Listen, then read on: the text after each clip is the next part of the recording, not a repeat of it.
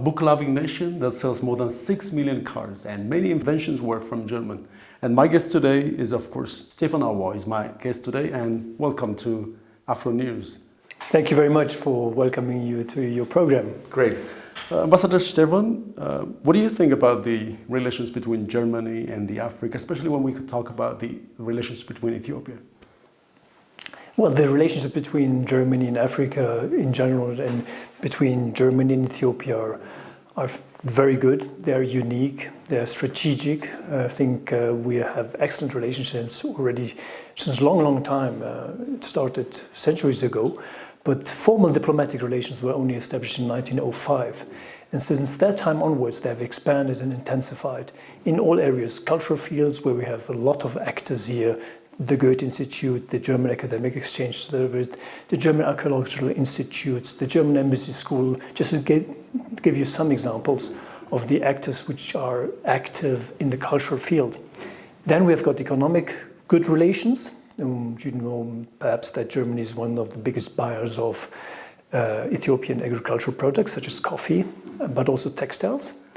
But I think these economic relations can be further expanded, in my view, and this is what I'm working for. And thirdly, we also have very good political relations. You may know that my foreign minister, Annalena Baerbock, was here in January of this year, and also the Chancellor, Olaf Scholz, was here only recently, a month ago, on the 4th of May. He paid a visit to Ethiopia and had political talks with His Excellency the Prime Minister, to inquire about the peace process, about the national dialogue, and also, of course, to encourage our Ethiopian friends to continue on the route of, political stability, because we have a big interest in Ethiopia as a good, friendly country. Mm-hmm. But beyond Ethiopia, can we talk about what exactly is the German doing in Africa? And what are the implications? Like you've had, of course, a long time of relationship with Africa. We talked about the Ethiopia part. Can you mention some of the relationships we have with other parts of Africa?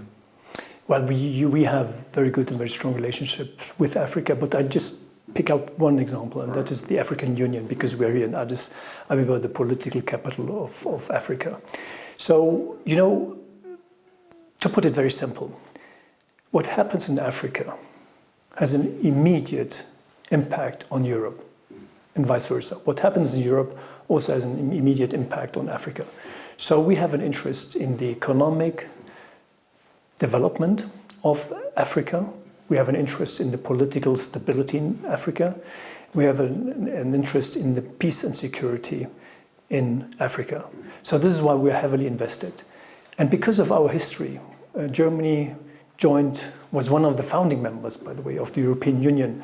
And we benefited a lot from European integration in the economic and political sphere. And Europe, at least the free world, that is to say, the European countries which joined the European Union, have enjoyed peace and prosperity since the inception of the European Union. And this is why it was rightly awarded the Nobel Peace Prize, the European Union. And we want to have the same also for Africa.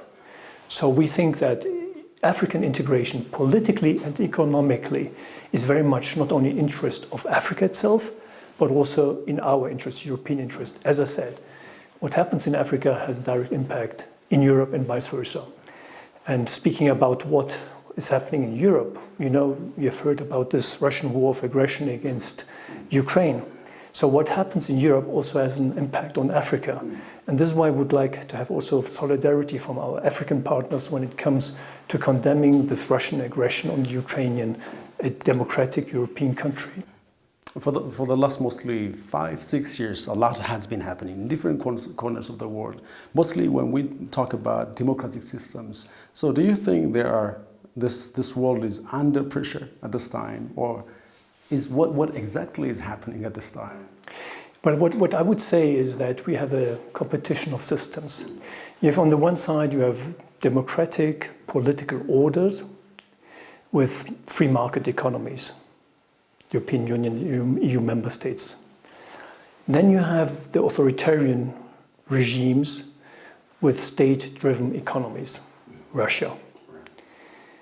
Now, we have to see to it that there's a competition of who will prevail. I'm very confident that the free and democratic world will prevail.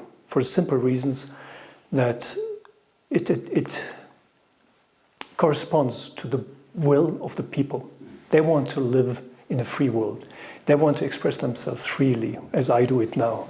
They want to be in a social system which respects them, which helps them, which gives them security. And this is why so many people want to go to Europe, to the free part of Europe, and not to the not free part. That's very simple. And this is also why, and you asked me about our cooperation with Africa, we are very much supporting democracy, economic development, social cohesion in the countries, because we think that you can have economic development, but this will only be sustainable if you have democracy and social cohesion. Only then you have a sustainable development. Ambassador Stephen, like you've had enough, more than enough, of course, experience, but just to remind our audience, our viewers, what you've been doing so far. Just let's remind some of the experts you had. Well, first of all, let me tell you that I was born in Africa. So I was born in Morocco, and I lived there for 9 years. That's quite a surprise. Yes. And I also lived in South Africa for 4 years. So my youth I spent more or less in Africa. Then I joined the German Foreign Office, and I was posted mainly in Europe, or in the vicinity of Europe, never in Africa. And my last posting before coming here, I was posted to South Korea as a German ambassador. And South Korea, of course, is a very interesting country because of the vision of the country. You know, that Germany was also used to be divided, and also there, the East Germans, who were living in an authoritarian communist regime, which was supported at that time very much by the Soviet Union, the predecessor of Russia, then aspired to become free and joined the free democratic West Germany. So this was somehow of interest to the South Koreans, of course, who are also a divided country. So that was very fascinating for me to see and to draw perhaps parallels. And then, you know, as I'm nearing the end of my career, I thought I would like to go back to the roots and go back to Africa. And I applied for Addis because Addis is the political capital of Africa and is a very, also bilaterally, very interesting country. It's perhaps one of the most important countries of cooperation for Germany in the world.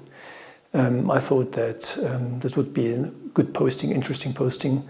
And I've been here now for 3 years, and I must say, I was right to come to Addis. In talking, of course, about the African countries and the G7 tackling the challenge facing democracy, and what exactly can both do when we come mostly the African countries and the G7 ones? Well, I think, first of all, we have to see that we really mean it if we speak about development. I know that there are some, in particular the Russians, who are saying at the moment that we're trying to keep Africa dependent, but it's just not true. What we want, as I said, is to have a prosperous, independent Africa, which is able to define its own interests and to represent them on the international stage.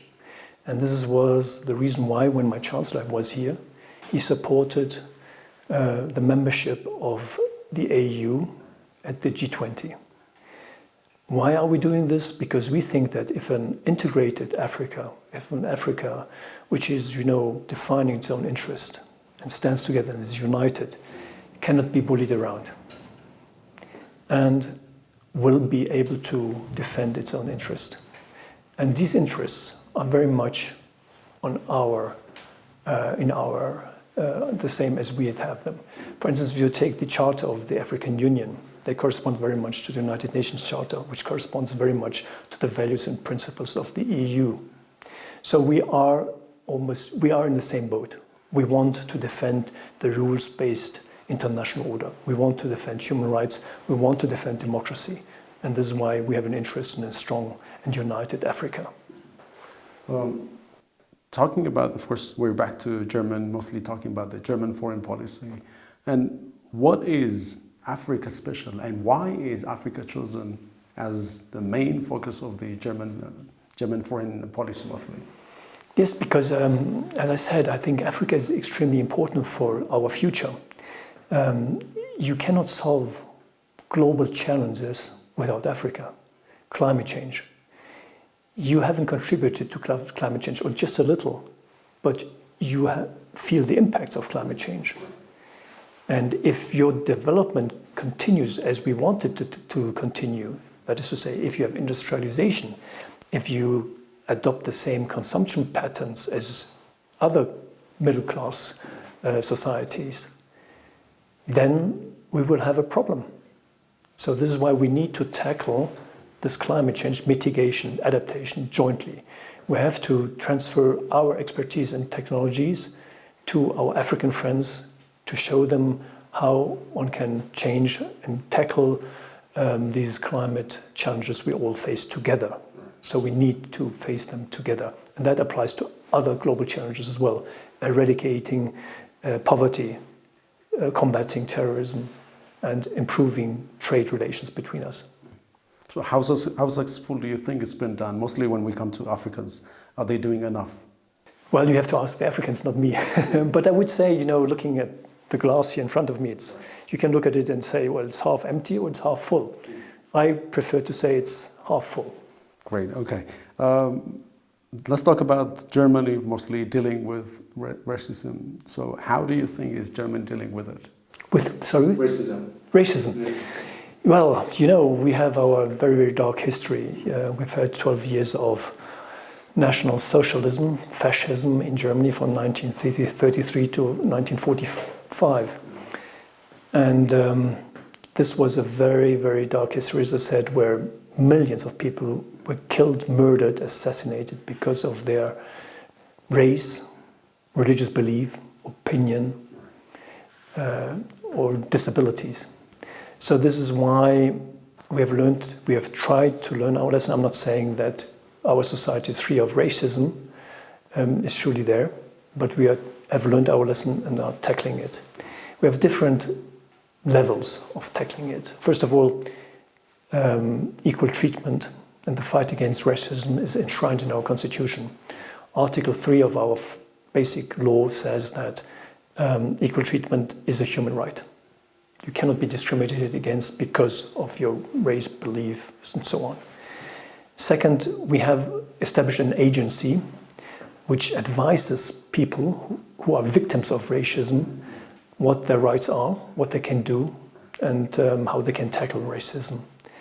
And then we have, of course, also adopted laws which enable victims of racism to fight it, and which generally prohibits, of course, racism, but also applies to the private sector. So it's not only protection against the state, against racism from the state, but also from private actors. So for instance, I give you a concrete example. If you want to rent a house, and proprietor tells you, no, I don't want you because you are Catholic or Muslim, or I don't know what, then this is not allowed. So this is a very encompassing law which is very comprehensive and protects people in Germany, living in Germany, against racism. But as I said, this is what we are trying to do, this is what we're trying to achieve. We're even also trying to have positive action. For instance, to train people of migrant background, for instance, how to be more proactive when it comes to their occupation, to get better promotions, and so on and so forth. So do you think the rest of the world has taken enough lessons from Germany? Well, I don't know. It's like you can say it could be from football and other ways. Like you can also talk about the Black Lives Matter. Yes. So what was the lesson missing? Well, I don't know. I don't know how the world will learn from Germany. I just tell you that we have learned our own lesson from our own history. And I think it is very important that every society, every nation learns its own history. And we try to do it. And as I said, we may not have been perfect. We are, for instance, also teaching the history of National Socialism in our schools. We have museums dealing with this dark side of our history. And we have also memorial sites, where we are confronted with our history. All right. Ambassador Stephen Auer, we're moving to the final questions. And before we finalize our discussion, I wanted to give us your message to the entire Africa, mostly. What is like the message you have to Africa?